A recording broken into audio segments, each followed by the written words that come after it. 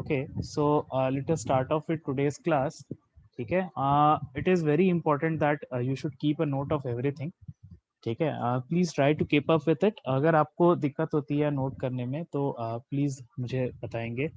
I will manage as per that.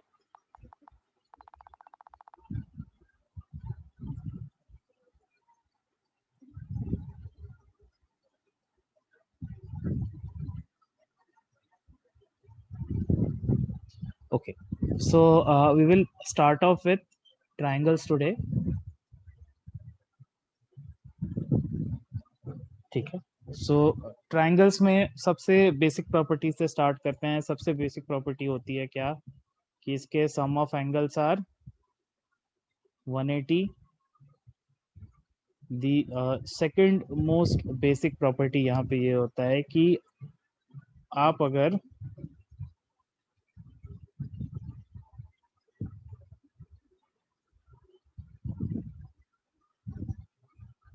Exterior angle की value निकालना चाहते हैं. एक्सटीरियर एंगल का मतलब क्या होता है? एक्सटीरियर एंगल इज बेसिकली किसी भी एक साइड को आप एक्सटेंड कर दो तो बाहर पे जो एंगल मिल गया वो आपका एक्सटीरियर एंगल हो जाएगा. Exterior angle is always equal to interior opposite angle. ठीक है.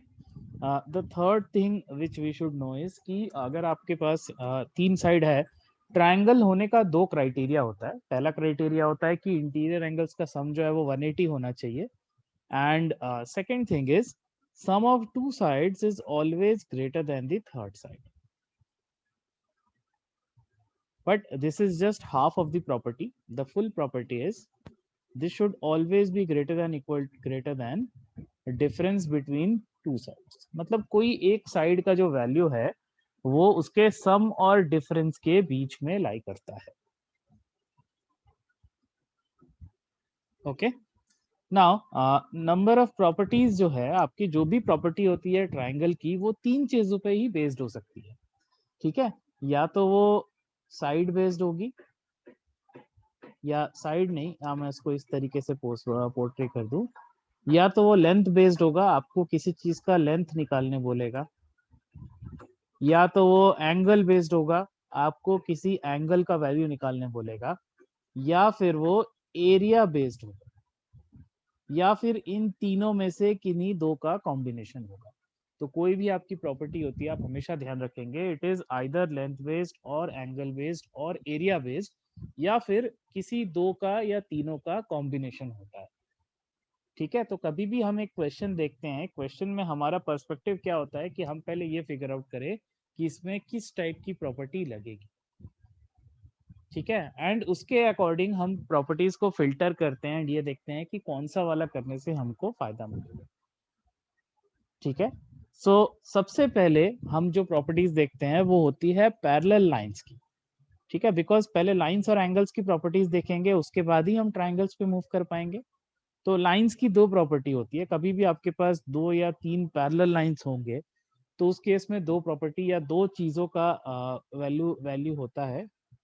जैसा कि हमने बात किया, लेंथ एंगल और एरिया बेस्ड प्रॉपर्टी होती है. अब लाइंस है तो उसमें एरिया का तो कोई कॉन्सेप्ट नहीं होगा, या तो लेंथ बेस्ड होगा या तो एंगल बेस्ड होगा. अगर एंगल बेस्ड है तो सपोज करो मैंने दो पैरेलल लाइंस ले ली एंड उस पर एक ट्रांसवर्स ड्रॉ कर लिया. तो यहाँ पे तीन टाइप के एंगल पॉसिबल है. इफ ये एंगल 1 है, एंगल 3 है, एंगल 2 है, एंगल 4 है, ये अगर इक्वल हो, ये अगर एंगल 5 है, ये अगर एंगल 7 है, ये एंगल 6 है, ये एंगल 8 है. तो आपका क्या होगा इस केस में? एंगल 1 और एंगल 3 इक्वल होगा, एंगल 2 और एंगल 4 इक्वल होगा, एंगल 5 होगा जो एंगल 7 के इक्वल होगा, एंगल 6 जो होगा वो एंगल 8 के इक्वल होगा. इनको हम बोलते हैं कोरेस्पॉन्डिंग एंगल्स. ठीक है, और एंगल 5 और एंगल 3 जो होगा वो आपका इक्वल होगा, एंगल 3 और एंगल 5 इक्वल होगा, एंगल 4 और एंगल 6 इक्वल होगा. हम इनको बोलते हैं ऑल्टरनेट एंगल्स. इसके अलावा यहाँ पे एंगल 1 और 5, 2 और 6 इक्वल होगा।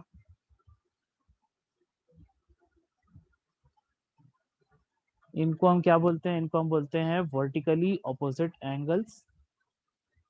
और यहाँ पे जो एंगल 4 और एंगल 5 है, यहाँ पे एंगल 4 और एंगल 5 जो है, इसका सम जो होगा 180 डिग्री होगा। सिमिलरली एंगल 3 और एंगल 6 का भी सम आपका 180 डिग्री होगा। इनको हम क्या बोलते हैं? इनको हम बोलते हैं interior angles on the same side of the transverse. उनका सम हमेशा 180 डिग्री होता है। ठीक है, this is interior angles on the same side of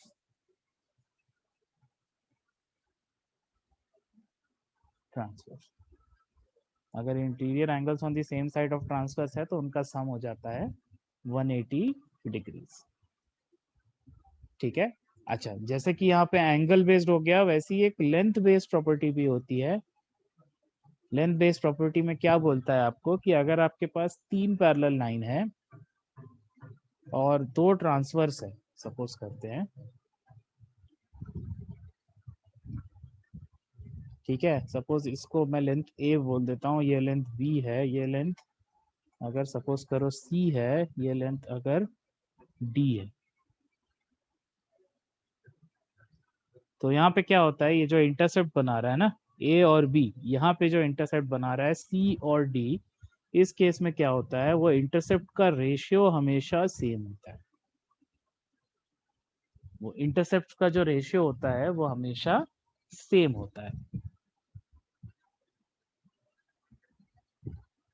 ठीक है। अच्छा, इतना सबको क्लियर हुआ? Because I be rubbing it off, मैं इतने पार्ट को हटा दूंगा। इतना पार्ट सबको क्लियर हो गया? सबने नोट कर लिया? प्लीज कीप ऑन नोटिंग, नहीं तो otherwise it will be very difficult. ठीक है, चलिए आगे बढ़ते हैं। मैं इतना पार्ट हटा देता हूँ। ठीक है, अब हम आगे की थोड़ी से एडवांस प्रॉपर्टीज पे मूव करते हैं। ठीक है, तो सबसे उसमें से सबसे बेसिक प्रॉपर्टी ये होती है कि अगर आपका एक ट्रायंगल में कोई भी 2 साइड इक्वल है तो उनके एंड पे जो एंगल होंगे वो भी इक्वल होंगे।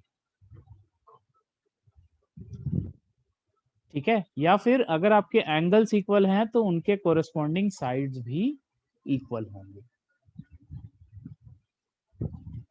किसी भी ट्रायंगल में अगर 2 साइड इक्वल है तो एंगल इक्वल होंगे, और एंगल्स इक्वल है तो साइड इक्वल होंगे। दोनों वे में आपका ये प्रॉपर्टी ट्रू है। ठीक है। अच्छा, नेक्स्ट थिंग जिसको हम बोलते हैं, this is one property, next property जिसकी हम बात करेंगे, that is known as basic proportionality theorem.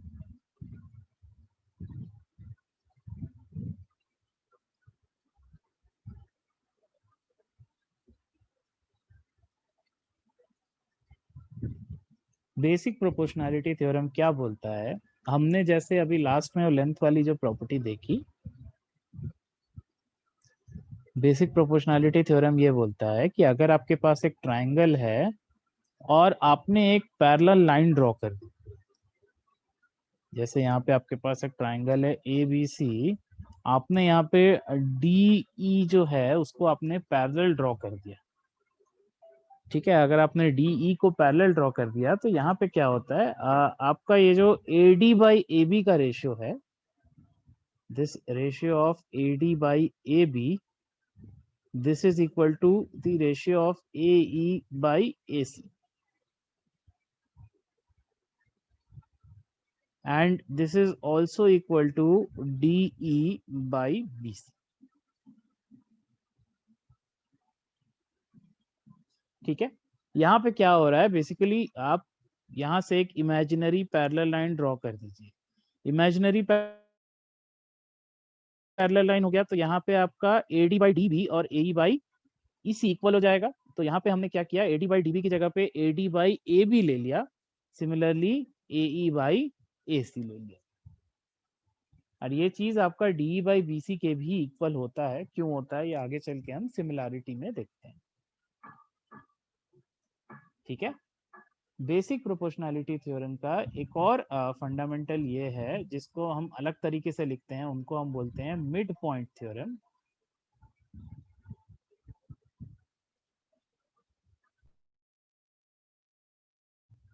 Mid point theorem में क्या बोलते हैं हम? मिड पॉइंट थ्योरम में हम ये बोलते हैं कि अगर सपोज करो आपके पास एक ट्राइंगल है, सपोज करो एबीसी है, और यहाँ पे हमने बोल दिया कि आपका जो डी ई है, ठीक है, डी और ई दोनों मिड पॉइंट है, इसका मतलब ए डी और डी बी इक्वल होगा, ए ई और ई सी इक्वल होगा। If this is the case, then यहां से दो चीजें होंगी, then D is parallel to B C, तो आपका बेसिक प्रोपोर्शनैलिटी थ्योरम उसमें हो जाएगा। और दूसरा चीज यहाँ पे ये हो जाता है, डी जो होता है that is half of B C. अगर आपने दोनों के मिड पॉइंट्स को ज्वाइन किया है तो यहाँ पे आपको क्या मिल जाएगा? यहाँ पे आपको मिल जाएगा D is equals to half of B सी।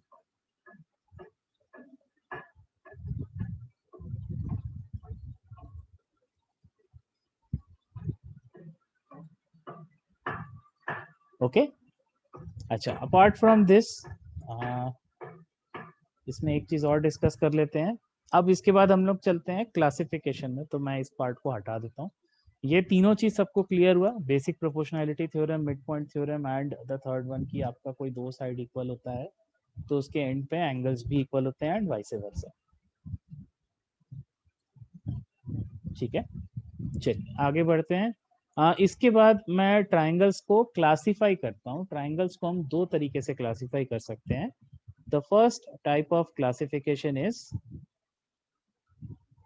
एक होता है एंगल बेस्ड, एक होता है लाइन लेंथ बेस्ड। दो ही टाइप से आप कर सकते हो। तो एंगल बेस्ड अगर मुझे करना है, एंगल बेस्ड क्लासिफिकेशन क्या क्या होगा? पहला क्लासिफिकेशन इज एक्यूट, जहां पे तीनों एंगल 90 से छोटा होगा। दूसरा classification is right angle triangle. Right angle triangle में क्या होता है, एक 90 होगा, दो 90 से छोटा होगा। एंड तीसरा क्लासिफिकेशन इज ऑब्ट्यूज, जहां पे एक 90 से बड़ा होगा, बाकी दोनों 90 से छोटा होगा।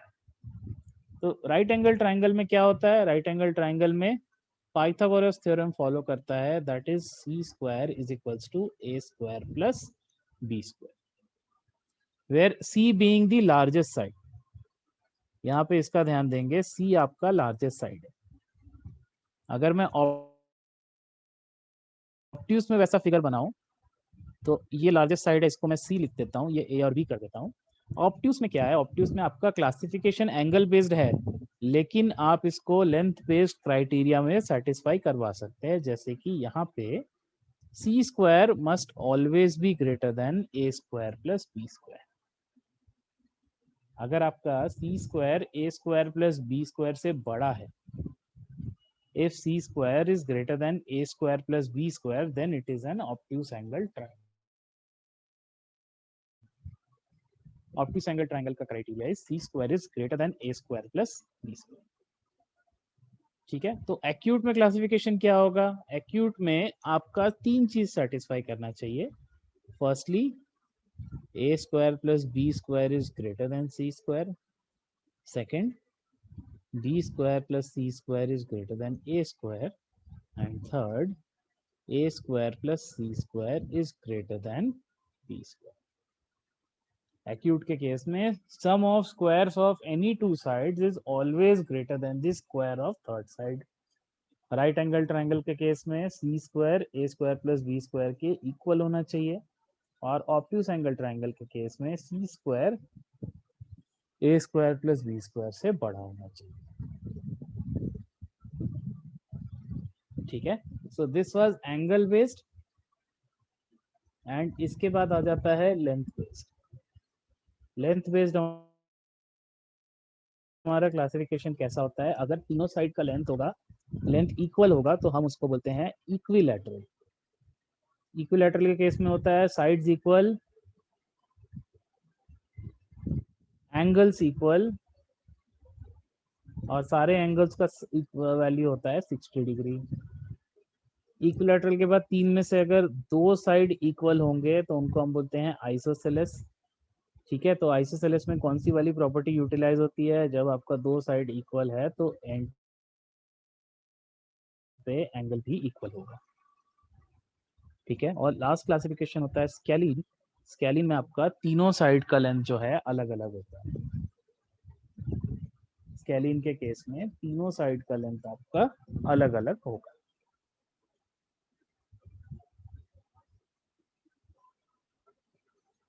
ओके, अच्छा यहाँ पे आप ध्यान रखेंगे एक चीज का कि आप कोई भी क्राइटेरिया फिट करें, भले आप एक्यूट, राइट और ऑब्ट्यूज का क्राइटेरिया फिट करें, सबसे इंपॉर्टेंट होता है ट्राइंगल होने का क्राइटेरिया फिट करना। तो आपको यहाँ पे जो भी क्राइटेरिया है उसको फुलफिल करने के साथ साथ आपको ये हमेशा चेक करना है कि आपका जो कोई भी एक साइड का वैल्यू जो है वो a माइनस बी से a प्लस बी के बीच में ही लाई करना चाहिए। ठीक है, ये क्राइटेरिया सेटिस्फाई हो रहा है तभी आप एक्यूट, राइट ट्राइंगल और ऑब्ट्यूज के केस में क्राइटेरिया फुलफिल करा सकते हैं, और दोनों का जो इंटरसेक्शन होगा वही आपका सोल्यूशन होगा।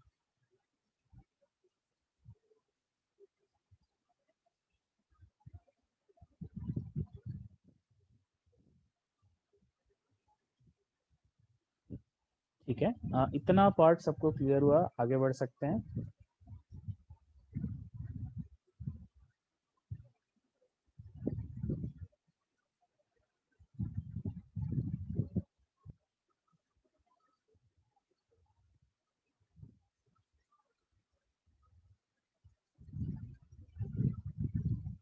ओके,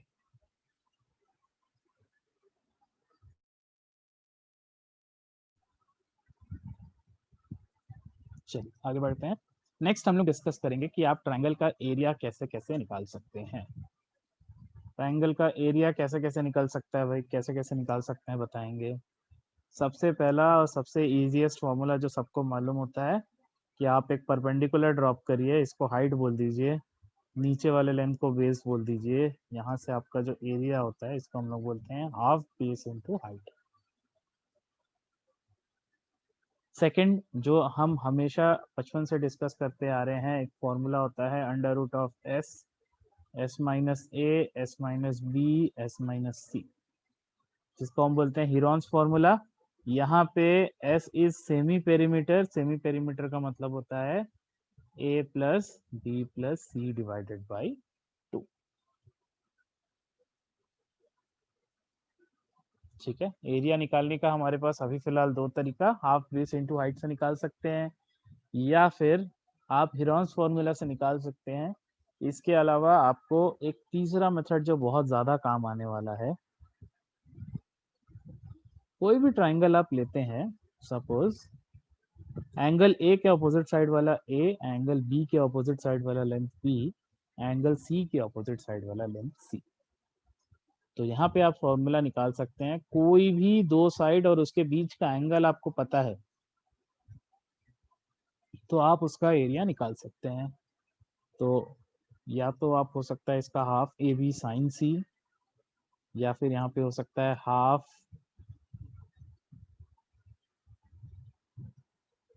बी सी साइन ए, या फिर ये हो सकता है हाफ ए सी साइन बी। ठीक है, साइन का वैल्यू अगर आपको याद करना है तो हम लोग यहाँ पे बहुत इजीली वैल्यूज याद कर सकते हैं। साइन का वैल्यू अगर आपको याद है तो आप कम से कम साइन कॉस टेन तीनों का निकाल सकते हैं। तो 0, 30, 45, 60, 90।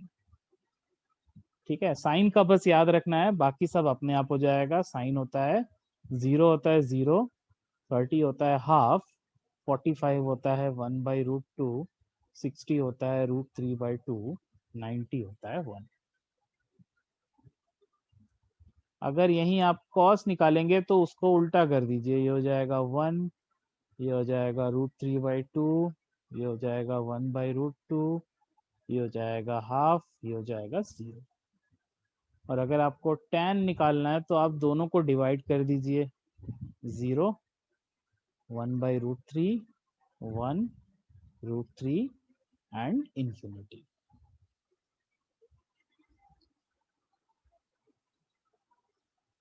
ठीक है, जनरली हमको साइन की जरूरत पड़ती है और कभी कभी tan का भी जरूरत पड़ता है, तो साइन की वैल्यूज याद रखेंगे।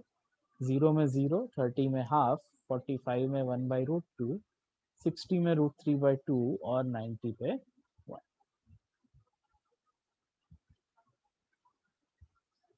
ठीक है, तो एरिया के लिए हम लोग बेसिकली ये 3 फॉर्मूला यूज करते हैं, कभी कभी कुछ और भी यूज करते हैं, उसको भी हम लोग डिस्कस करेंगे।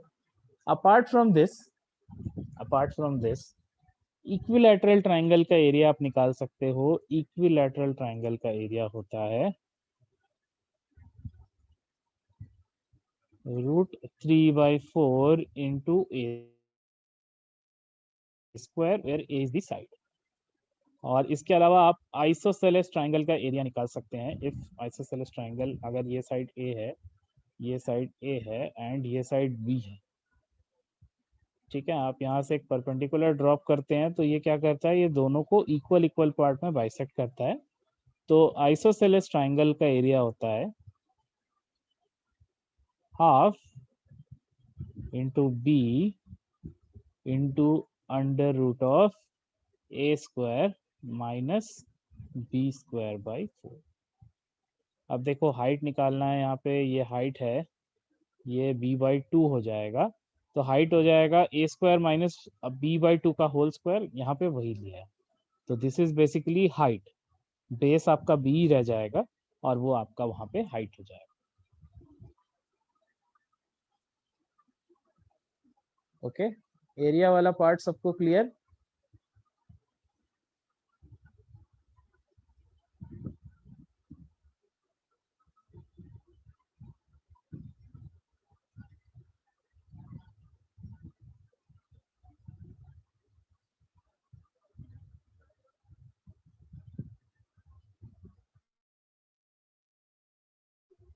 ओके, चलिए आगे बढ़ते हैं धीरे धीरे। ठीक, नेक्स्ट हम जो डिस्कस करते हैं उनको हम बोलते हैं, दो चीजों के बीच में डिस्कशन होता है। First is similarity and other part is congruency.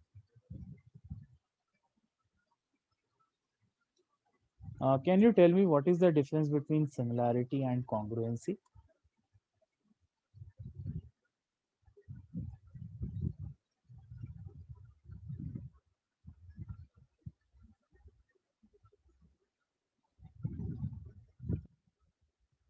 Similarity और कॉन्ग्रुएंसी के बीच में डिफरेंस क्या होता है?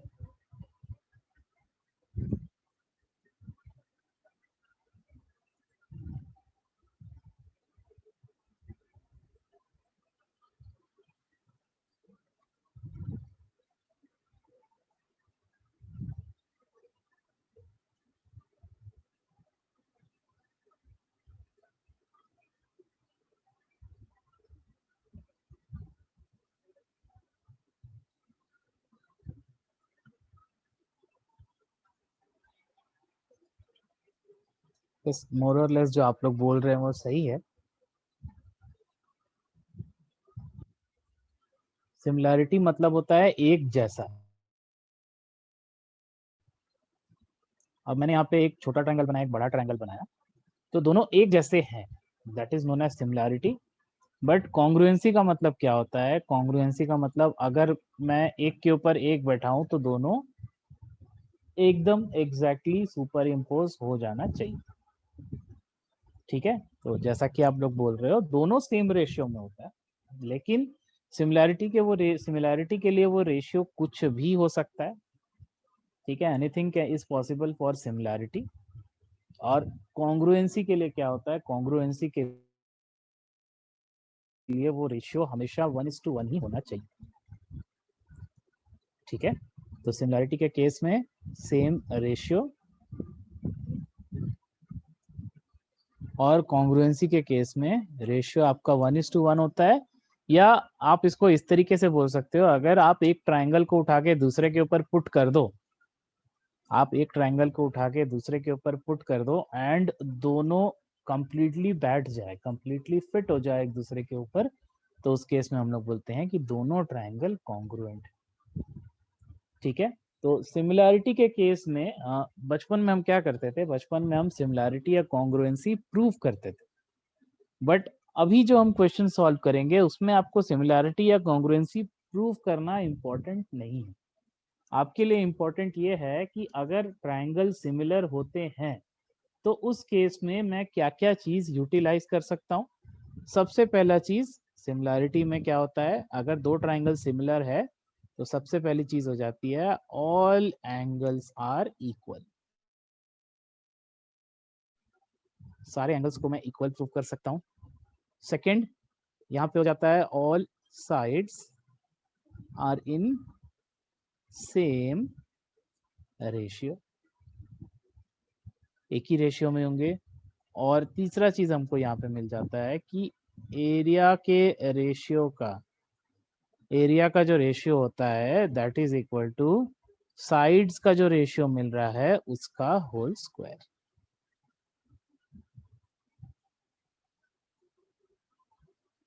ठीक है, कॉन्ग्रुएंसी के केस में सारी चीजें इक्वल इक्वल हो जाती है। यहाँ पे क्या हो जाता है, यहाँ पे ऑल एंगल्स आर इक्वल। दूसरा चीज यहाँ पे क्या हो जाता है, ऑल साइड्स आर इक्वल। और यहाँ पे क्या हो जाता है, यहाँ पे एरियाज ऑल्सो इक्वल। ठीक है, अच्छा, प्रूव करना इंपॉर्टेंट नहीं है लेकिन मालूम होना चाहिए कि आप ट्राइंगल्स को कॉन्ग्रुएंट या सिमिलर कैसे प्रूव कर सकते हैं। जैसे कि कॉन्ग्रुएंसी प्रूव करने के लिए हमारे पास क्राइटेरिया क्या क्या है, हमारे पास क्राइटेरिया है S S S, A S A and S A S. अगर आपके ट्राइंगल का तीनों साइड का लेंथ इक्वल है, आपके दो ट्राइंगल्स के तीनों साइड का लेंथ अगर इक्वल है तो हम ये बोलते हैं कि दोनों ट्राइंगल आपका कॉन्ग्रुएंट हो जाएगा। कॉन्ग्रुएंट अगर हो गया तो उस केस में क्या होगा, सबका एरिया वेरिया सब कुछ, इनफैक्ट कॉन्ग्रुएंसी के केस में आपका जो हाइट रहता है ना, ऑल्टीट्यूड जिसको हम बोलते हैं, वो भी इक्वल हो जाते हैं। मीडियन वगैरह का लेंथ वो भी इक्वल हो जाता है, सारी चीजें इक्वल हो जाती है। ठीक है, तो criteria S S S S, अगर तीनों साइड इक्वल हुआ तो। एएसए का मतलब होता है अगर कोई दो साइड और उनके बीच का एंगल, याद रखेंगे कोई भी एंगल नहीं, दो साइड और उनके बीच का एंगल अगर इक्वल है, तीनों चीजें अगर इक्वल है तो आपका ट्राइंगल दोनों कॉन्ग्रुएंट है। कॉन्ग्रुएंट होने से आप क्या बोल सकते हैं, सारे एंगल सारे साइड सब कुछ इक्वल हो जाएंगे। Similarly third criteria is S A S, जहां पे ये बोलता है कि दो साइड और उनके बीच का angle, any two sides and दोनों के बीच का एंगल अगर इक्वल हुआ तो वो एस ए एस क्राइटेरिया से कॉन्ग्रुएंट प्रूव हो जाएगा। Apart from this right angled triangle के लिए there is one more criteria जिसको हम लोग बोलते हैं RHS। मतलब आपका राइट एंगल तो है ही है, साथ में हाइपोटेन्यूज और कोई भी एक साइड अगर इक्वल हो गया तो उस केस में क्या हो जाएगा, उस केस में आपका दोनों ट्राइंगल कॉन्ग्रुएंट हो जाएगा। मतलब दो राइट एंगल ट्राइंगल में अगर हाइपोटेन्यूज और एक साइड इक्वल है तो वो दोनों के दोनों कॉन्ग्रुएंट हो जाएंगे। ठीक है, जिस तरीके से आप कॉन्ग्रुएंट प्रूव कर सकते हो, सिमिलैरिटी भी प्रूव की जा सकती है। सिमिलैरिटी प्रूव करने का सबसे पहला क्राइटेरिया होता है double A. Double A similarity का मतलब क्या होता है कि आपका तीन में से कोई दो एंगल अगर इक्वल है तो वो ऑब्वियस सी बात है आपका तीसरा एंगल भी इक्वल होगा। ठीक है, तो दो एंगल को अगर आपने इक्वल प्रूव कर दिया है तो दोनों ट्राइंगल सिमिलर हो जाएगा।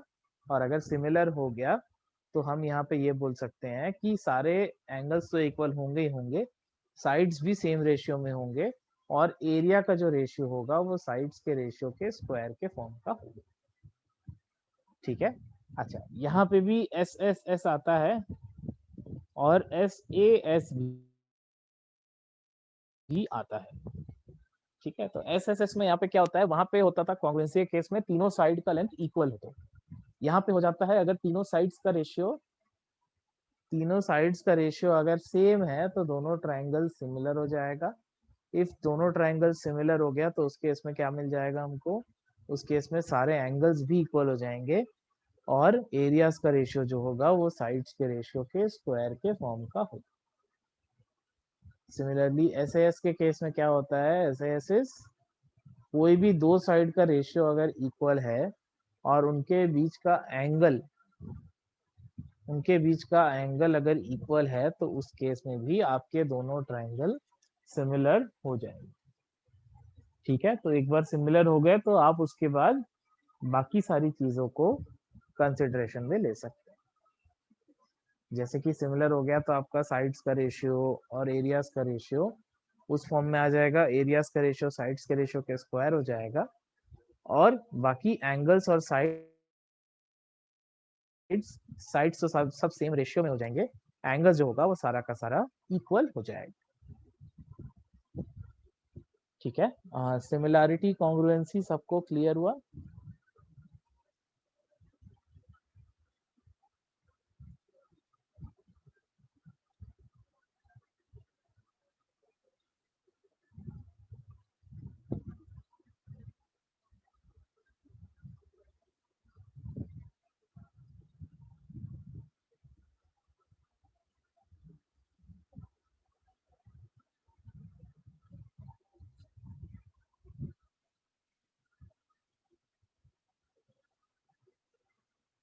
ओके, नेक्स्ट हम लोग डिस्कस करेंगे दी 4 सेंटर्स ऑफ अ ट्रायंगल। ठीक है, यहाँ पे ध्यान देंगे थोड़ा सा। ठीक है, ट्रायंगल के 4 सेंटर्स होते हैं, मतलब क्या होता है, हम लोग कुछ लेंस होते हैं ट्रायंगल के अंदर, जैसे ऑल्टीट्यूड्स होते हैं। ऑल्टीट्यूड का मतलब क्या होता है, ऑल्टीट्यूड्स आर किसी भी एक वर्टेक्स से आपने परपेंडिकुलर ड्रॉप कर दिया, उसको हम लोग बोलते हैं ऑल्टीट्यूड। वैसे ही मीडियंस होते हैं। मीडियंस क्या होते हैं, मीडियंस होते हैं कि जो आपके एक साइड को दो इक्वल पार्ट में डिवाइड करें। ठीक है, वैसे ही आपके पास एंगल बाइसेक्टर होता है। एंगल बाइसेक्टर क्या करता है, एंगल को बाइसेक्ट करता है और दूसरे साइड में जाके ज्वाइन होता है। ठीक है, वैसे ही आप किसी साइड को परपेंडिकुलरली भी बाइसेक्ट करते हो तो हर साइड का इंडिविजुअल अलग अलग होगा। ठीक है, तो वो तीनों को अगर आप ज्वाइन करते हैं, तीनों को अगर आप एक्सटेंड करते हैं, तो आपको ये दिखाई देगा कि एक कॉमन प्रॉपर्टी ये है कि सारे के सारे किसी एक पॉइंट पे मीट जरूर करते हैं। ठीक है, तो मीट करते हैं तो उनके मीटिंग पॉइंट्स को हम बोलते हैं 4 सेंटर्स। ठीक है, अच्छा, 4 सेंटर्स डिस्कस करने के पहले मैं एक चीज और बताना भूल गया था, जो मैं बता देता हूँ आपको। Basically this is 2 part theorem. दो पार्ट ये होता है कि सपोज करो आपके पास एक ट्रायंगल है, आपने एक वर्टेक्स से बेस पे इसको A:B:C के रेशियो में डिवाइड कर दिया है।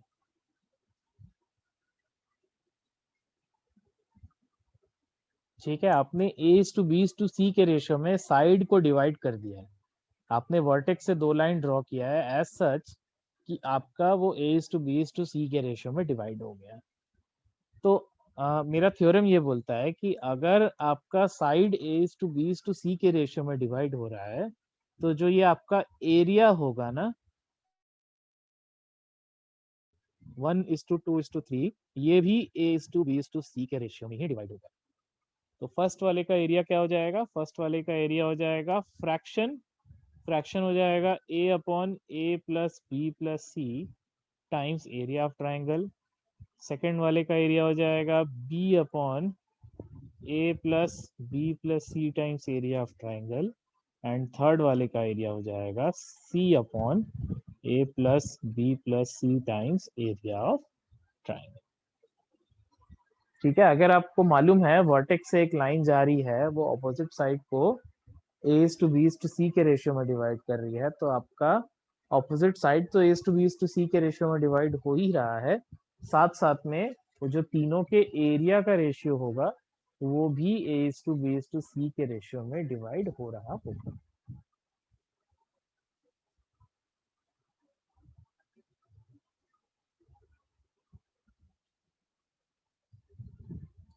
ठीक है, अच्छा, अपार्ट फ्रॉम दिस इसका एक एडवांस फॉर्म होता है। इसका एडवांस फॉर्म ये होता है कि सपोज आपके पास एक ट्राइंगल है, आपने पहले वाले साइड को A:B के रेशियो में डिवाइड किया, आपने दूसरे वाले साइड को C/D के रेशियो में डिवाइड किया एंड आपने तीसरे वाले साइड को E/F के रेशियो में डिवाइड किया और आपने इनको ज्वाइन कर दिया। तो यहाँ पे आपको 4 एरिया मिला, चारों को हम मार्किंग कर देते हैं 1 2 3 एंड 4। तो पहले वाले का अगर आपको रेशियो निकालना है कि कितना एरिया होगा उसका, तो पहले वाले में देखो ए पार्ट है ए और बी का, तो उसका फ्रैक्शन हो जाएगा A/A+B, और एफ है ई और एफ का, तो इधर से हम मल्टीप्लाई करेंगे F/E+F, this much times area of triangle. ये हो जाएगा उसका फ्रैक्शन A/A+B F/E+F। सेकंड वाले का B/A+B इंटू C/C+। थर्ड वाले का एरिया निकालना है तो E है, तो ये हो जाएगा E/E+F into D/C+D times area of triangle. और अगर आपको चौथे वाले का एरिया निकालना है, फोर्थ वाले का एरिया कितना हो जाएगा? Can anyone tell me?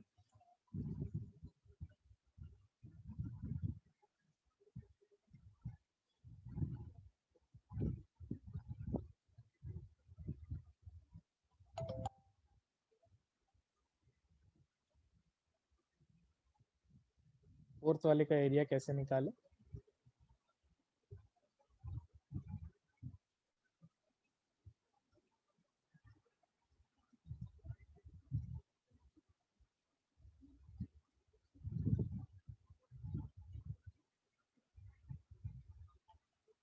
Fourth वाले का एरिया हो जाएगा टोटल एरिया के ट्राइंगल में से बाकी सबको माइनस कर दो, A minus 1 plus 2 plus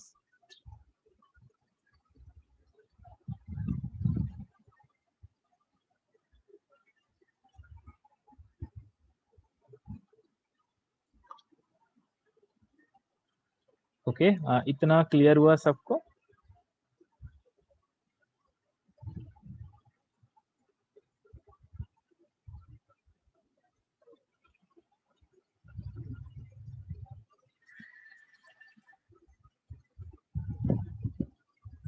what I am saying is कि सेकंड वाले प्रॉपर्टी में क्या होता है, जैसे पहले वाले में तो डायरेक्टली A/B/C के रेशियो में डिवाइड हो रहा था, तो ये हो जाएगा आपका कितना,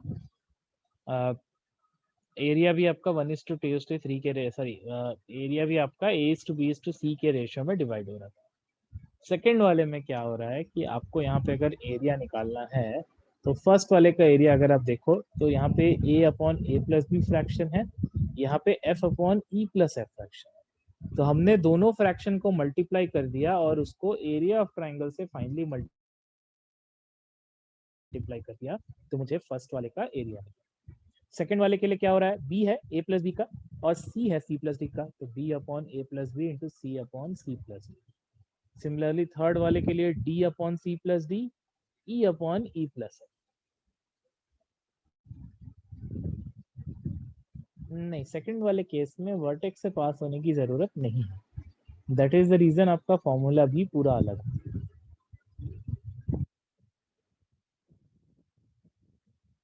ओके, अगर आपको पूरे एरिया को डिवाइड करना है तो आपको उस केस में वर्टेक्स से पास कराना जरूरी है।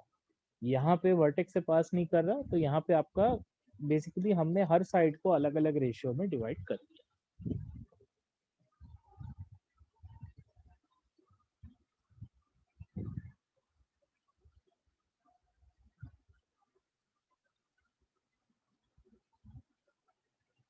चलिए वापस आ जाते हैं फोर सेंटर्स में। फोर सेंटर्स में हम सबसे पहले डिस्कस करेंगे, हम इसको बोलते हैं ऑर्थो सेंटर।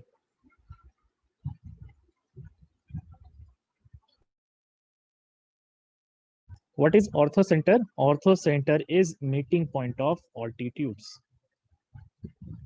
ऑल्टीट्यूड्स क्या होते हैं कि आप किसी भी ट्रायंगल में परपेंडिकुलर ड्रॉप करोगे तो उनको हम बोलते हैं ऑल्टीट्यूड्स।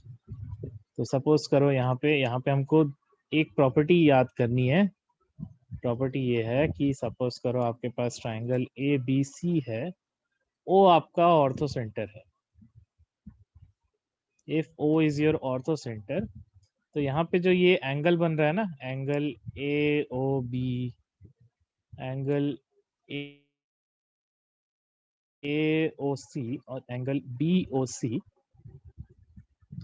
ए ओ बी का देखो पीछे है एंगल सी, तो ये हो जाएगा 180 minus angle C. A o सी के पीछे देखो है एंगल बी, तो ये हो जाएगा 180 माइनस एंगल बी, और बी ओ सी जो है that is 180 minus angle A. Ortho centre के केस में क्या होता है, जो सेंटर पे एंगल बन रहा है वो प्लस उसके जस्ट पीछे जो एंगल है वो, इन दोनों का सम 180 हो जाता है। तो AOB का हम निकाल सकते हैं 180 माइनस एंगल सी, AOC का हम निकाल सकते हैं 180 माइनस एंगल बी, और BOC में हम निकालते हैं 180 माइनस एंगल ए। ठीक है, सो दिस इज ऑल्टीट्यूड्स का meeting point, that is ortho centre. वहां पे एक प्रॉपर्टी ये है। एंड इसके अलावा सेकंड चीज जो हम निकालते हैं वो ये निकालते हैं कि हर टाइप ऑफ ट्राइंगल में, हर टाइप ऑफ ट्राइंगल में एक्यूट, राइट और ऑब्ट्यूस, इन केसेस में आप मुझे ये बताएंगे ऑर्थो सेंटर का लोकेशन कहाँ पे होगा। By location I mean triangle के इनसाइड होगा, या ट्राइंगल के किसी वर्टेक्स पे या किसी पॉइंट पे होगा, या ट्राइंगल के बाहर होगा। तो हर पर्टिकुलर केस में आपको देख के लगेगा, आप अगर उसको बना के देखेंगे तो आपको ये समझ में आएगा कि ऑर्थो सेंटर का location depends on type of triangle की वो कहाँ पे लाई करे। जैसे एक्यूट एंगल ट्राइंगल के केस में आप अगर बनाओगे तो आपको देखो यहाँ पे क्लियरली दिख रहा है, ये ऊपर वाला एक एक्यूट एंगल ट्राइंगल है। मैंने यहाँ पे एक परपेंडिकुलर ड्रॉप किया, यहाँ पे एक परपेंडिकुलर ड्रॉप किया, और यहाँ पे एक परपेंडिकुलर ड्रॉप किया। तो एक्यूट एंगल ट्राइंगल के केस में ऑर्थो सेंटर का जो पोजीशन होता है वो हमेशा ट्राइंगल के अंदर होता है। ठीक है, अच्छा राइट एंगल ट्राइंगल के केस में क्या होगा, can you tell me, right angle triangle के केस में क्या होगा।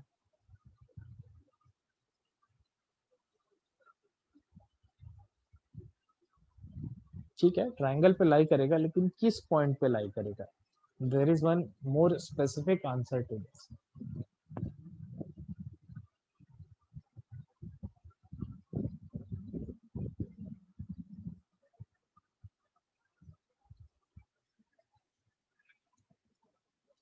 आप राइट एंगल ट्राइंगल के लिए आप सोच के देखो, ये वाले साइड के लिए ये परपेंडिकुलर होगा, और ये वाले साइड के लिए ये परपेंडिकुलर होगा, और आप यहाँ से एक परपेंडिकुलर ड्रॉप करोगे तो यहाँ मिलेगा। आप ऑब्जर्व करोगे तो आपको तीनों का मीटिंग पॉइंट यहाँ मिलेगा। सो राइट एंगल ट्राइंगल के केस में, राइट एंगल ट्राइंगल के केस में क्या होता है, आपका आपका ortho centre is at the vertex जहां पे आपका एंगल 90 डिग्री हो रहा है। ठीक है, जहां पे आपका वर्टेक्स, जिस वर्टेक्स पे आपका 90 डिग्री है वही वर्टेक्स आपका ऑर्थो सेंटर होता है। ठीक है, और ऑब्ट्यूस एंगल ट्राइंगल के केस में,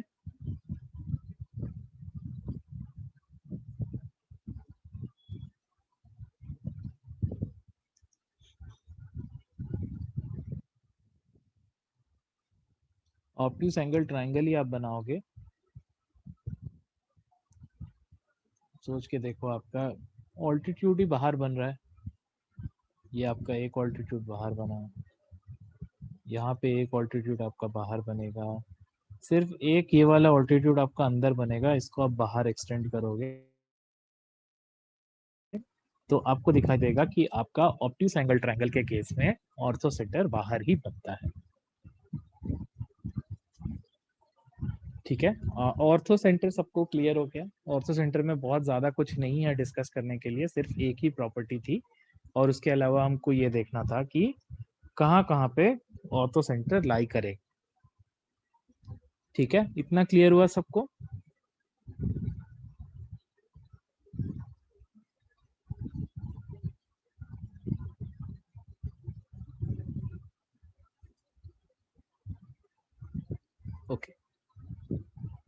नेक्स्ट हम डिस्कस करेंगे centroid.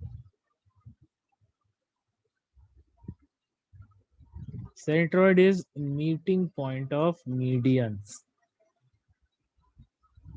What is a median? जो आपके एक ट्राइंगल को बेस को 1:1 के रेशियो में डिवाइड कर दे। अगर आप एक वर्टेक्स से ऑपोजिट साइड के मिड पॉइंट को ज्वाइन करेंगे तो आपको वो मिलेगा, जो मिलेगा उसको हम बोलते हैं मीडियन। ठीक है, तो अगर आपने यहाँ पे मीडियन ड्रॉ किया तो ये 1:1 के रेशियो में डिवाइड हो रहा है, इसका मतलब इसका एरिया और इसका एरिया इक्वल होगा। तो एक मीडियन क्या करता है, एक मीडियन ट्राइंगल को दो पार्ट में डिवाइड करता है,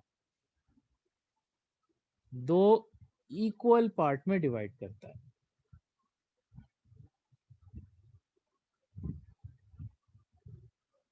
ठीक है, मीडियन क्या करता है, मीडियन आपके ट्राइंगल को दो इक्वल एरिया वाले पार्ट पे डिवाइड करता है। ठीक है, ऐसे ही आप तीन मीडियन ड्रॉ कर देंगे तो आपको मिल जाएगा सेंट्रॉइड।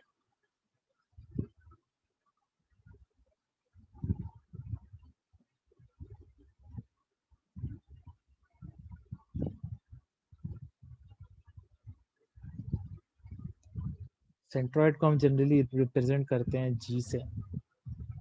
अच्छा, मीडियन आपका एक साइड को 1:1 के रेशियो में डिवाइड करता है। सेंट्रॉइड की प्रॉपर्टी ये होती है कि सेंट्रॉइड आपका मीडियन को 2:1 के रेशियो में डिवाइड करता है।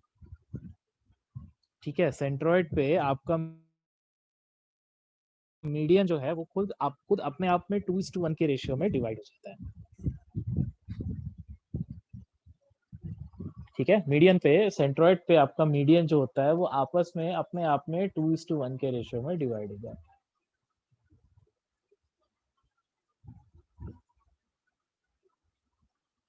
तीसरी चीज जो हमको मालूम होनी चाहिए कि कहीं पे भी जैसे आपका आइसोसेलेस ट्राइंगल है, ठीक है, इक्वल साइड्स पे जो मीडियन आप ड्रॉ करोगे उन मीडियन का लेंथ भी इक्वल होता है। जैसे अगर मैंने यहाँ पे एक आइसोसेलेस ट्राइंगल ड्रॉ किया, इसका और इसका लेंथ इक्वल है, तो मैं यहाँ से अगर एक मीडियन बनाऊंगा, ठीक है, और मैंने यहाँ से भी एक मीडियन बनाया, तो ये साइड्स का अगर लेंथ इक्वल है, इफ ए बी और ए सी अगर आपका इक्वल है, तो अगर मैं यहाँ पे बी डी ले लूं, ये इम्प्लाई करेगा कि बी डी और सीई ये दोनों का लेंथ भी इक्वल ही होगा। ठीक है, इक्वल साइड्स पे जो आप मीडियन ड्रॉ करते हो उनका खुद का लेंथ भी आपस में इक्वल ही होता है।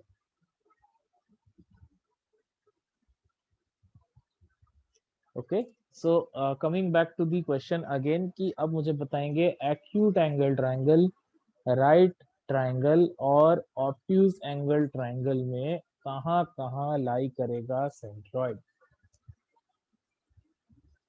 कैन यू टेल मी तीनों केस में सेंट्रॉइड कहाँ कहाँ लाई करेगा?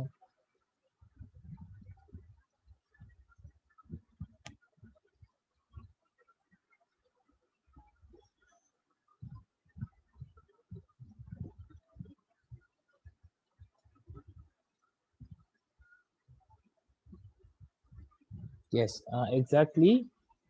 आप कभी भी आप सेंट्रॉइड ड्रॉ करेंगे, आप मीडियंस ड्रॉ करेंगे, मीडियंस आपका हमेशा ट्राइंगल के अंदर ही लाई करेगा। अगर मीडियन आपका ट्राइंगल के अंदर लाई कर रहा है तो नेचुरल सी बात है आपका सेंट्रॉइड भी हमेशा ट्राइंगल्स के अंदर ही लाई करेगा। तो इस केस में आपका आंसर क्या हो जाएगा, हर केस में, in every possible case, in every possible case centroid lies inside of the triangle।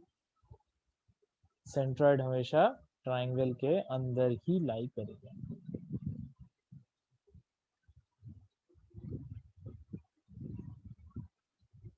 ठीक है, सबको सेंट्रॉइड क्लियर हो गया?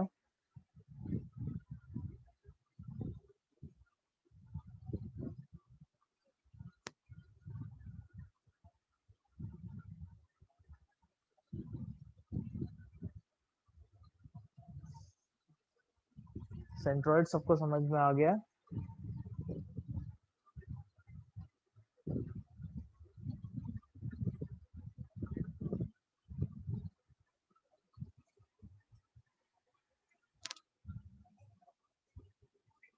ओके, नेक्स्ट चीज जो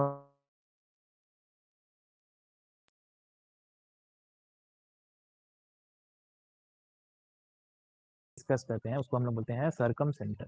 centre is meeting point of perpendicular bisectors. Perpendicular bisector क्या होता है? परपेंडिकुलर बाइसेक्टर होता है जो परपेंडिकुलर भी हो, जो बाइसेक्ट भी करे, but it is not necessary कि वो आपका किसी एक वर्टेक्स से पास करेगा। तो जैसे आपने यहाँ पे एक परपेंडिकुलर बाइसेक्टर बनाया, यहाँ एक बनाया, तो बेसिकली ये क्या होगा? परपेंडिकुलर भी होगा, बाइसेक्ट भी करेगा।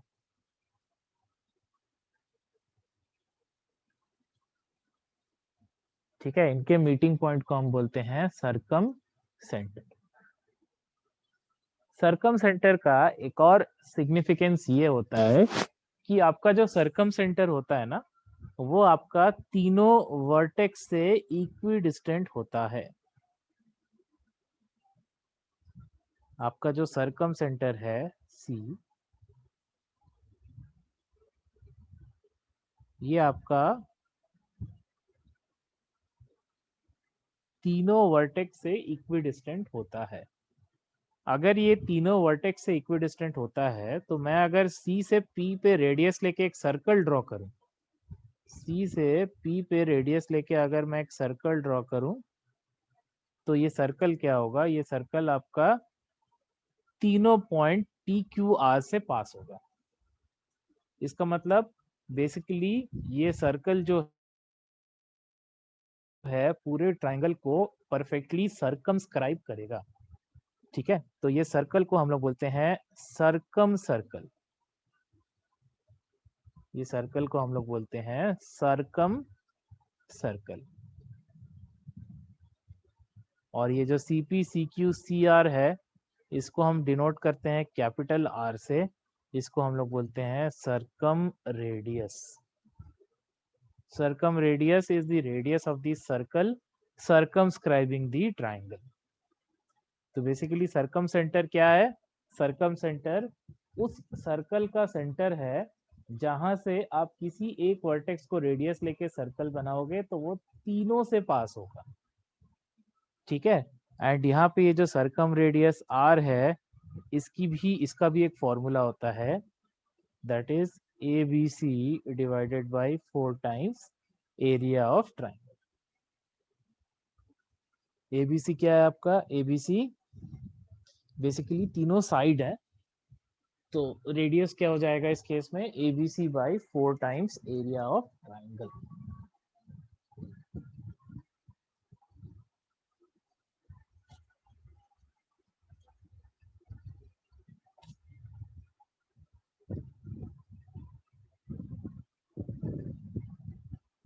ठीक है,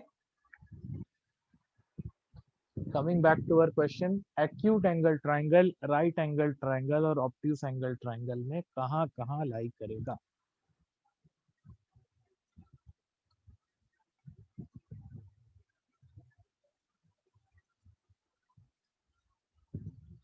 एक्यूट में अंदर लाई करेगा, ठीक है। ऑब्ट्यूस में, ऑब्ट्यूस में बाहर लाई करेगा, ऑब्ट्यूस में बाहर लाई करेगा।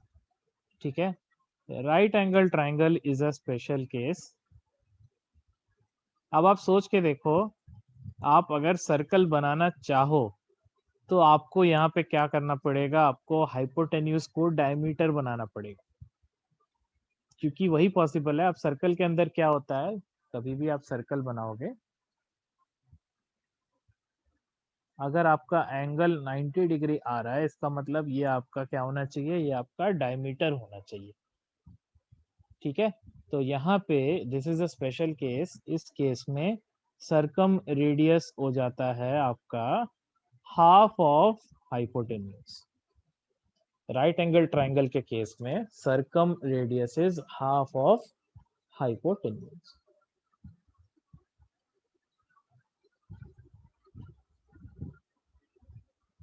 ठीक है, इसको याद रखेंगे। हाफ ऑफ हाइपोटेन्यूज में आपका सर्कम सेंटर होता है, सर्कम रेडियस हो जाता है आपका half of hypotenuse.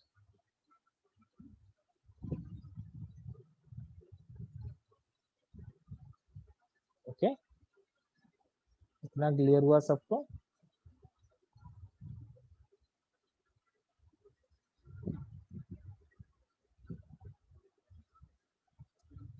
Circum centre clear to everyone?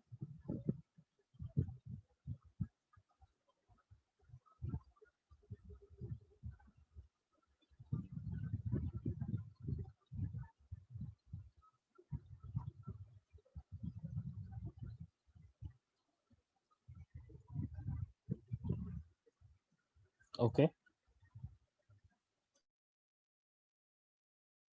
चलिए लास्ट वाले में चलते हैं। लास्ट हम जिसको डिस्कस करेंगे उनको हम बोलते हैं incentre. Incentre is meeting point of angle bisectors.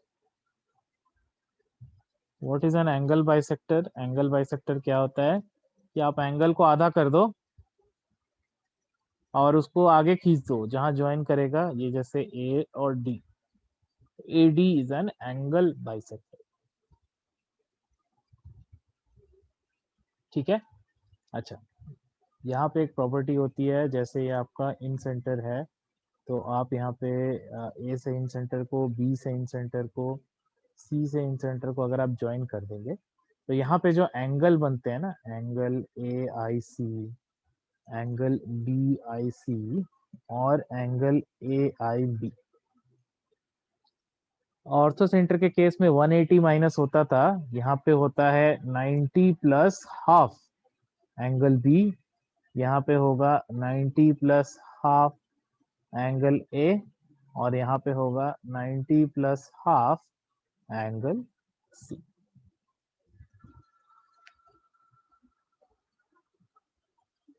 ठीक है, वहां पे ऑर्थो सेंटर के केस में क्या होता था, वहां पे हो जाता था 180 minus angle A, 180 minus angle B और 180 माइनस एंगल C। यहाँ पे हो जाएगा 90 plus half of angle A, 90 plus half of angle B and 90 plus half of angle C।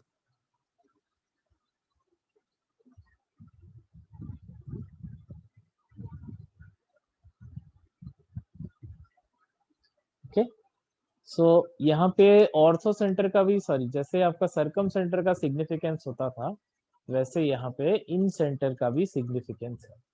In centre का यहाँ पे क्या सिग्निफिकेंस है, जैसे ऑर्थो सेंटर आपका वर्टेक्स से इक्विडिस्टेंट होता है, इन सेंटर यहाँ पे एक पर्टिकुलर साइड से इक्विडिस्टेंट होता है। साइड से इक्विडिस्टेंट होता है मतलब किसी भी एक पॉइंट से एक लाइन का डिस्टेंस कैसे निकलता है, ऐसे निकलता है, परपेंडिकुलर डिस्टेंस। तो ऐसा जो परपेंडिकुलर डिस्टेंस होगा ना, अगर आप ट्रायंगल बनाओगे तो ये तीनों परपेंडिकुलर डिस्टेंस जो होगा वो इक्वल होगा।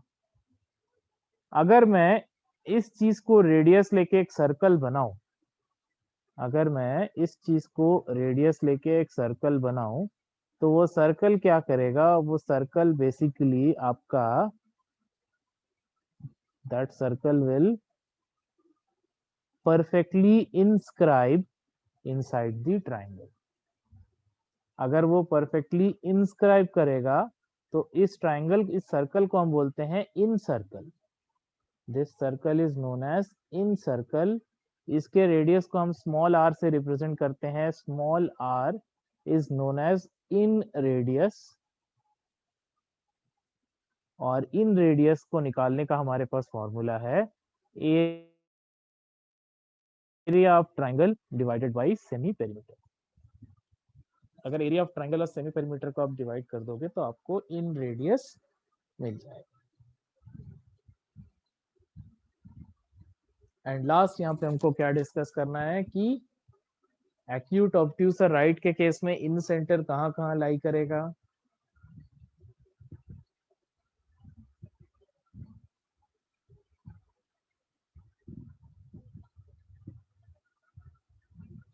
एक्यूट ऑब्ट्यूस राइट के केस में कहाँ कहाँ लाई करेगा? आप सोच के देखो, आपका एंगल बाइसेक्टर हमेशा अंदर ही बनेगा। अगर एंगल बाइसेक्टर हमेशा अंदर ही बनता है तो इन सेंटर आपका हमेशा ट्राइंगल के अंदर ही लाई करेगा। ठीक है, वो हमेशा आपका ट्राइंगल के अंदर ही लाई करेगा।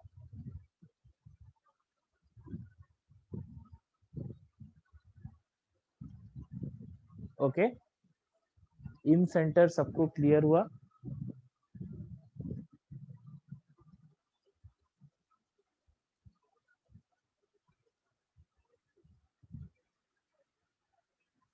सेंट्रॉइड और इन सेंटर जो है ये दोनों हमेशा ट्राइंगल के अंदर ही लाई करेंगे।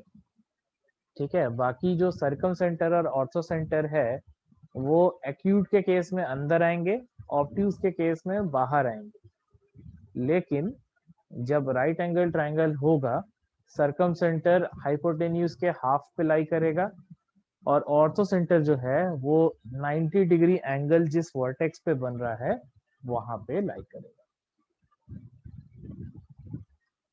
ओके,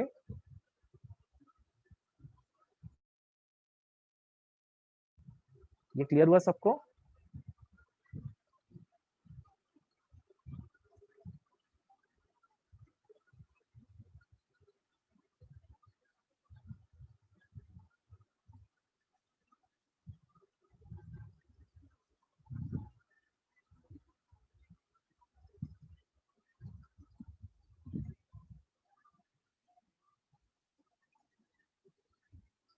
ओके, तो यहाँ पे दो चीज और है। फॉर आइसोसेलेस ट्राइंगल, अगर आपका ट्राइंगल आइसोसेलेस है, आइसोसेलेस ट्राइंगल के लिए क्या होता है कि आप एक परपेंडिकुलर लाइन अगर ड्रॉ करते हो तो वो मीडियन का भी काम करेगा। अगर मीडियन का काम करता है तो इसका मतलब परपेंडिकुलर बाइसेक्टर तो हो ही गया, और इसके अलावा वो एंगल बाइसेक्टर का भी काम करता है। ठीक है, तो आइसोसेलेस ट्राइंगल के लिए क्या होता है, चारों के चारों सेंटर एक ही लाइन पे लाई करते हैं। ठीक है, चारों all the four centres lie on the same line. अगर सेम लाइन पे लाई करते हैं इसका मतलब ये हो जाएगा कि आपका एक perpendicular is also median is also angle bisector.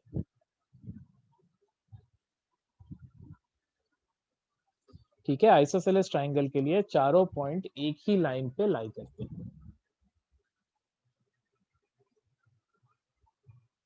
Similarly अगर आपका ट्राइंगल इक्विलैटरल है तो इक्विलैटरल के लिए क्या होता है, इक्विलैटरल के लिए चारों पॉइंट सिंगल पॉइंट पे कोइंसाइड करते हैं।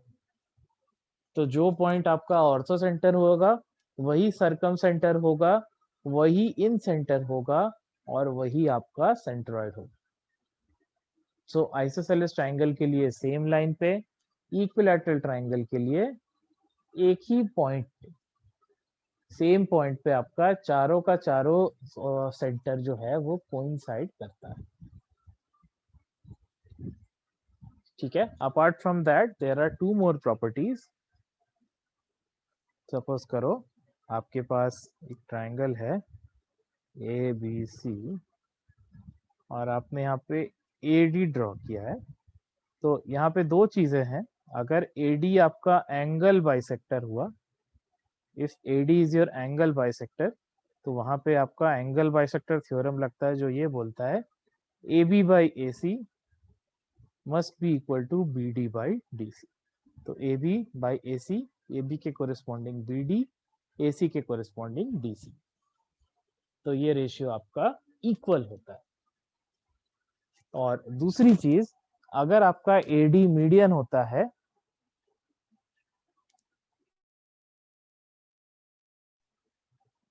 तो एपोलिनियस थ्योरम एक्टिवेट हो जाता है। वहां पे ये हो जाता है, अगर आपको एडी मीडियन है तो यहाँ पे आपको मिल जाएगा A B square plus A C square, A B square plus A C square is equal to twice of, अब बी डी और डी सी यहाँ पे सेम हो गया तो दोनों में से एक ले लो बी डी स्क्वायर और यहाँ पे ले लो ए डी।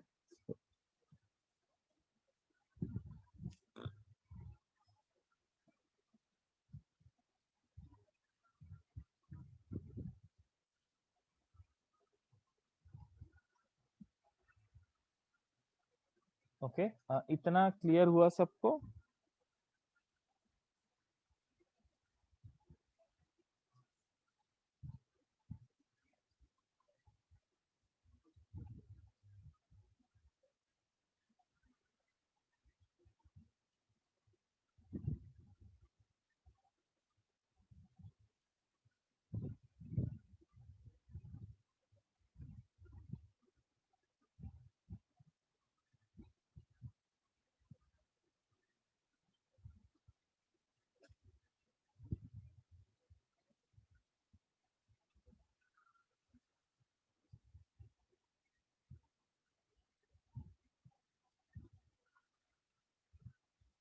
ओके,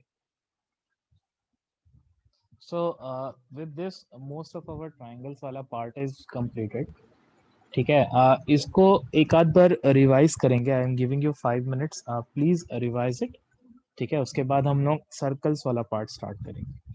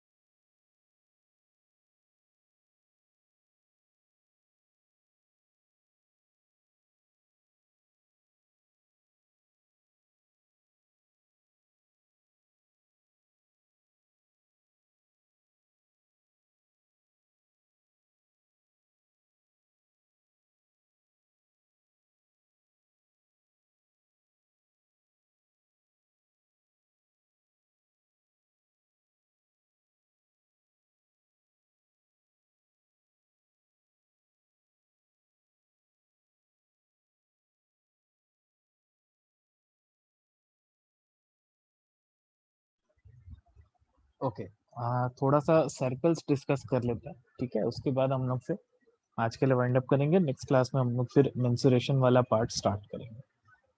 ठीक है, तो सर्कल की अगर मैं बात करूं तो सर्कल से रिलेटेड जो भी प्रॉपर्टीज होते हैं, हम उन प्रॉपर्टीज को 3 पार्ट में डिस्ट्रीब्यूट करते हैं। हम कॉर्ड बेस्ड प्रॉपर्टीज देखते हैं, हम सीकेंट बेस्ड प्रॉपर्टीज देखते हैं, और हम टेंजेंट बेस्ड प्रॉपर्टीज देखते हैं। ठीक है, अपार्ट फ्रॉम दैट सर्कल का अगर मुझे एरिया निकालना है या सर्कल का सरकमफेरेंस निकालना है, और एक होता है sector of a circle. Sector of a circle का अगर मुझे एरिया निकालना है, सेक्टर ऑफ ए सर्कल का एरिया होता है pi r square into theta by 360। और इसका अगर आपको पेरीमीटर निकालना है, सिर्फ इस पार्ट का एरिया हो जाएगा 2 पाई r थीटा बाई 360। और अगर मुझे इस पूरे पार्ट का अगर पेरीमीटर निकालने बोले तो ये हो जाएगा 2 पाई r थीटा बाई 360। और यहाँ पे तो आर आर है ही, तो यहाँ पे हो जाएगा +2r। अगर सेक्टर का एरिया निकालना है तो इस तरीके से हम लोग निकाल सकते हैं। ठीक है, सेक्टर का पेरीमीटर निकालते समय ध्यान रखेंगे कि थोड़ा सा चेंज रहता है वहाँ। ठीक है, चलिए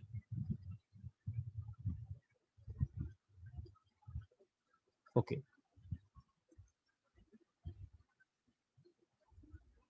पहले कॉर्ड की बात करते हैं।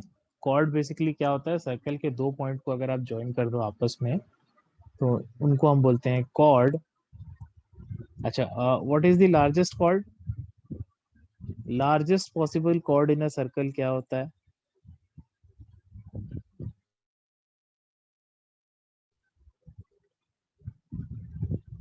Largest possible chord in a circle is diameter. ठीक है। अच्छा, कॉर्ड की प्रॉपर्टीज होती है। कॉर्ड की प्रॉपर्टीज सबसे पहले स्टार्ट करते हैं। पहली कॉर्ड की प्रॉपर्टी ये होती है कि अगर आप सेंटर से कॉर्ड पे एक परपेंडिकुलर ड्रॉप करेंगे तो वो आपका कॉर्ड को बाइसेक्ट करता है दो इक्वल पार्ट।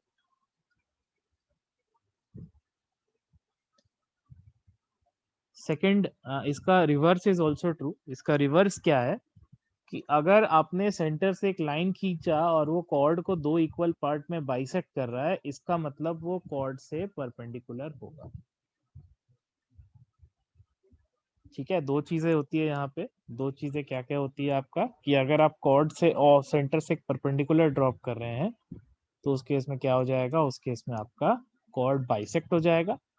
और अगर आपको ये बोल रहा है कि आपने सेंटर से एक लाइन ड्रॉ किया है जो कॉर्ड को आपको बाइसेक्ट कर रहा है, तो that should necessarily be perpendicular to the cord.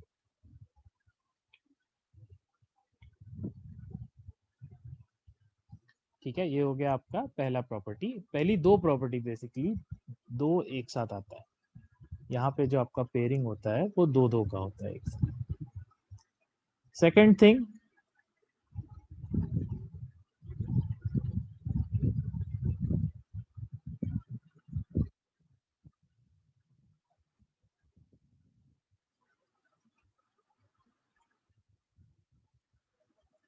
Second thing ये है कि अगर आपका परपेंडिकुलर डिस्टेंस इक्वल है तो कॉर्ड का लेंथ भी इक्वल होगा।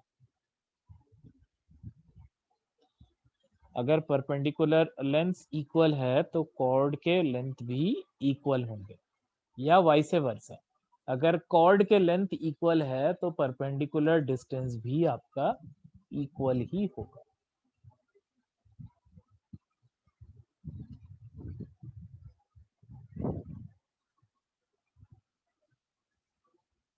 ठीक है, तो ये दो प्रॉपर्टी आपका लेंथ बेस्ड हो गया। ठीक है, अब हम लोग एंगल बेस्ड प्रॉपर्टीज देखते हैं। ठीक है,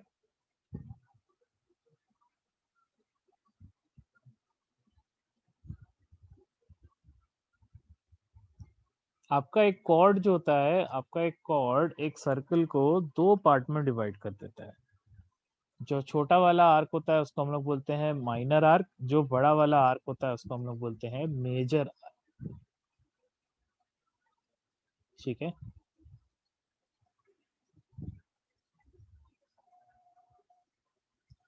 सपोज करो यहां से मैंने एक तीसरे पॉइंट से ज्वाइन कर दिया। यहाँ पे अगर एंगल बन रहा है थीटा, अगर मैं कोई दूसरे पॉइंट से भी ज्वाइन कर दूं तो यहाँ पे भी आपको एंगल मिल जाएगा थीटा। सेंटर से पास नहीं होना चाहिए वैसे तो। ठीक है, अगर मैं यहाँ पे और एक कुछ ड्रॉ कर दूं तो ये एंगल भी आपका थीटा ही होगा। ठीक है, तो इसका मतलब क्या है कि सेम कॉर्ड पे सेम साइड में अगर मैं एंगल बना रहा हूं तो सारे एंगल्स जो होंगे वो इक्वल ही होंगे। ठीक है, this is the first property. Second property, अगर मैंने सेंटर से ज्वाइन कर दिया, अगर सेंटर से ज्वाइन कर दिया तो इस तरफ थीटा बन रहा है, इसके ऑपोजिट तरफ ये 2 थीटा बनेगा। ठीक है, उस तरफ थीटा बन रहा है तो इसके ऑपोजिट तरफ 2 थीटा बनेगा। तीसरी चीज, अगर मैं ऑपोजिट साइड में अगर ऐसा बना रहा हूं तो यहाँ पे जो एंगल होगा ये हो जाएगा 180 माइनस थीटा। ठीक है, तो यहाँ पे हमने 3 प्रॉपर्टी डिस्कस की। एक कॉर्ड में अगर आप किसी एक आर्क में, सेम आर्क में एंगल बना रहे हो तो वो इक्वल होंगे। सेकंड, अगर वही आप सेंटर से ज्वाइन करके ऑपोजिट तरफ एंगल देखो तो वो डबल हो जाएगा। और थर्ड, अगर आप मेजर साइड में कोई एंगल बना रहे हो तो उसका वैल्यू 180 माइनस थीटा होता है।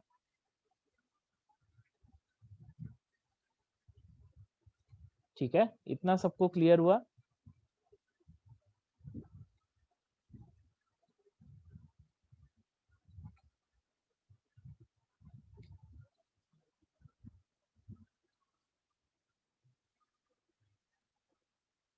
ओके, नेक्स्ट थिंग,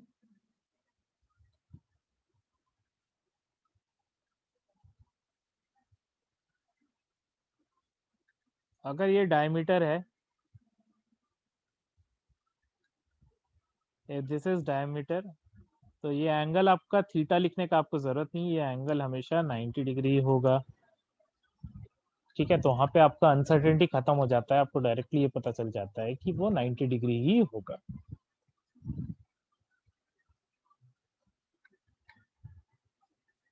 ठीक है, अच्छा, हाँ, अपार्ट फ्रॉम दिस एक प्रॉपर्टी और होती है यहाँ पे जो हमको देखनी है। एक नहीं, बेसिकली यहाँ पे हम 2 प्रॉपर्टी डिस्कस करेंगे। एक कॉर्ड का, एक सीकेंट का, दोनों एक ही जैसा है, तो इसीलिए हम लोग दोनों को साथ में डिस्कस करेंगे। सपोज करो आपने यहाँ पे 2 कॉर्ड को इंटरसेक्ट करवाया है। ठीक है, और सेकंड का मतलब क्या होता है? सेकंड का मतलब ये होता है कि आपने ट्रायंगल के, सर्कल के बाहर से एक ऐसी लाइन ड्रॉ की जो आपके सर्कल को 2 पॉइंट पे टच कर रहा है, that is known as a secant. ठीक है, तो सपोज करो इसका इंटरसेक्शन पॉइंट P है, ये कॉर्ड का नाम है AB, ये कॉर्ड का नाम है CD। सिमिलरली यहाँ पे ये पॉइंट P है, सपोज करो यहाँ पे ये A है, यहाँ पे B है, यहाँ पे C है, यहाँ पे D है। यहाँ पे दोनों में सेम फॉर्मूला अप्लाई होगा, that is PA into PB is equals to PC into PD। ठीक है, तो यहाँ पे PA इंटू PB देखोगे तो आपका दोनों का सम जो होगा वो AB हो जा रहा है। लेकिन यहाँ पे ध्यान देने वाली बात है, यहाँ पे ध्यान देने वाली बात क्या है? PA इंटू PB है, PA इंटू AB नहीं। PA into PB is equals to PC into PD। तो उस चीज का हमेशा ध्यान रखेंगे।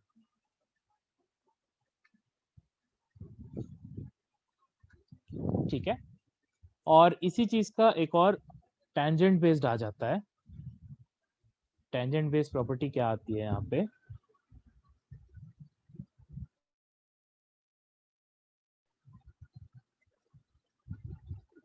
अगर आपके पास एक सीकेंट है और आप उसी पॉइंट से एक टेंजेंट बना रहे हो, ठीक है, उसी पॉइंट से आप एक टेंजेंट बना रहे हो, तो अगर मैंने यहाँ पे इसको PAB लिख दिया है और इसको मैंने PT लिख दिया है, तो यहाँ पे ये फॉर्मूला हो जाता है PA into PB is equals to PT का स्क्वायर।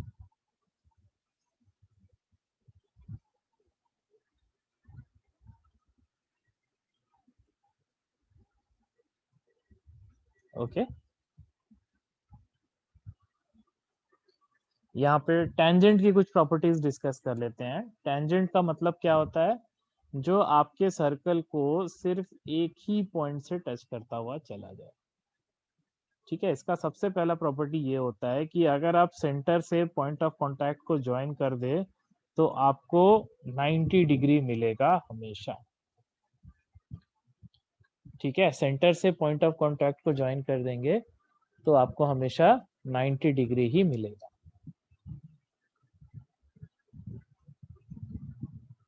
इसके अलावा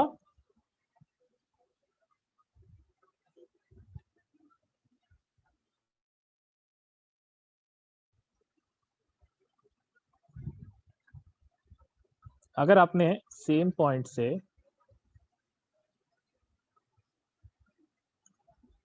अगर आपने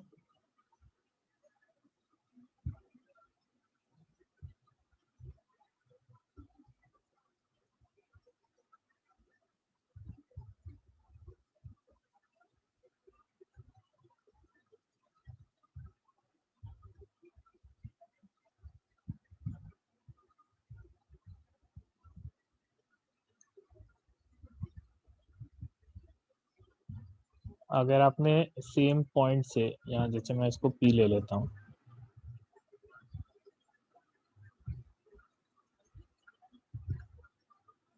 और इसको मैं A ले लेता हूँ, इसको B ले लेता हूँ। अगर आपने सेम पॉइंट से दो टेंजेंट ड्रॉ किए हैं तो दोनों टेंजेंट का जो लेंथ होता है वो हमेशा इक्वल होता है। ठीक है, आप यहाँ पे अगर आपने यहाँ पे एक ही पॉइंट से दो टेंजेंट ड्रॉ किए हैं तो दोनों का लेंथ जो होता है वो हमेशा इक्वल होता है।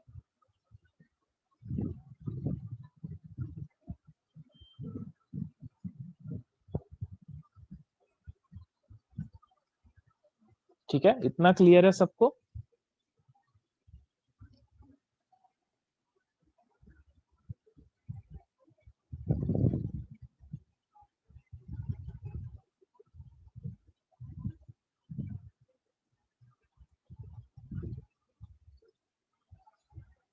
अच्छा, apart from this there is one more theorem जिसको हम लोग बोलते हैं ऑल्टरनेट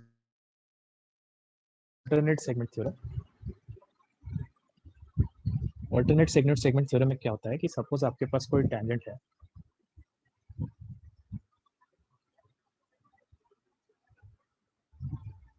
ठीक है, आपके पास टेंजेंट है, आपने क्या किया,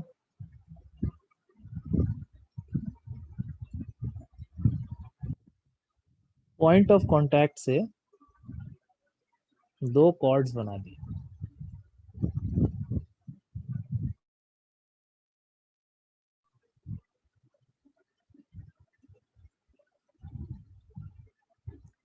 ठीक है, पॉइंट ऑफ कांटेक्ट से आपने दो कॉर्ड बना दिए, तो यहाँ पे जो एंगल 1 बनता है ये इसके इक्वल होगा और यहाँ पे जो एंगल 2 बनता है ये इसके इक्वल होगा। ठीक है, इट इज नॉट नेसेसरी कि ये जो थर्ड लाइन है वो आपका पैरेलल हो, बट सिर्फ सिर्फ आपका सेगमेंट जो बना यहाँ पे या जो कॉर्ड बने और जो टेंजेंट बना उसी के हिसाब से आपके एंगल्स जो होते हैं वो इक्वल हो जाए।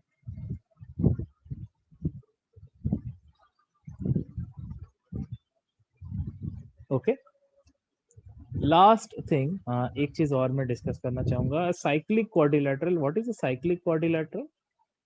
साइक्लिक क्वाड्रिलेटरल मतलब सर्कल के पेरिफेरी में अगर आपके चारों पॉइंट है तो उसको हम बोलते हैं साइक्लिक क्वाड्रिलेटरल। साइक्लिक क्वाड्रिलेटरल की दो प्रॉपर्टी होती है। पहली प्रॉपर्टी, अगर ये एंगल 1 है, ये 2 है, ये 3 है, ये 4 है, एंगल 1 और एंगल 4 ऑपोजिट एंगल्स का जो सम होता है वो 180 डिग्री होता है हमेशा।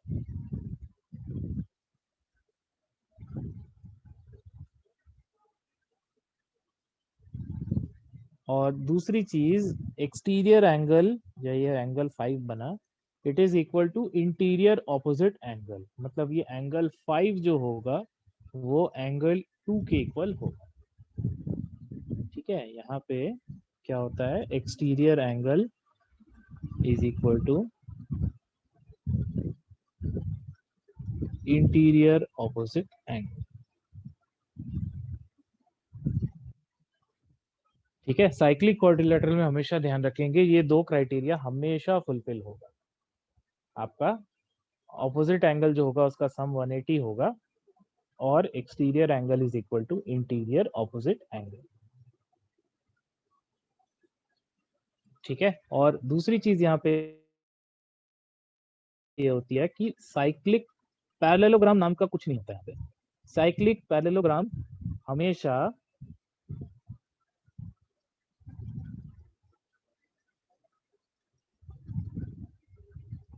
साइक्लिक रेक्टेंगल हो जाता है। ठीक है, आपका साइक्लिक पैरेललोग्राम कभी नहीं बोलेगा। अगर पैरेललोग्राम बोलता भी है तो आप हमें वहां पे 100% श्योर इस बात पे हो जाएंगे कि वो आपका हमेशा साइक्लिक रेक्टेंगल होना चाहिए। ठीक है, cyclic parallelogram is always a cyclic rectangle. Parallelogram कभी नहीं होता, वो हमेशा रेक्टेंगल हो जाता है। ठीक है, इतना सबको क्लियर हो गया?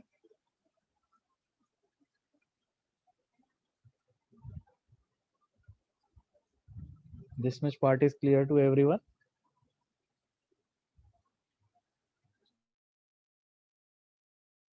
ओके, सो मैं यहाँ पे आज वाइंड अप करता हूँ। नेक्स्ट क्लास में हम लोग मेंसुरेशन स्टार्ट करेंगे प्रॉपर। ठीक है, एंड पहले उसके फॉर्मूलेज डिस्कस कर लेंगे, उसके बाद फिर क्वेश्चंस करेंगे।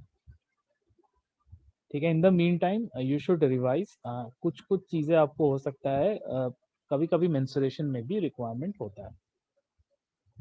ठीक है, so if you have any doubt आप पूछ सकते हैं, otherwise it is over from my side. आपको अगर कुछ पूछना है तो आप बिल्कुल पूछ सकते हैं।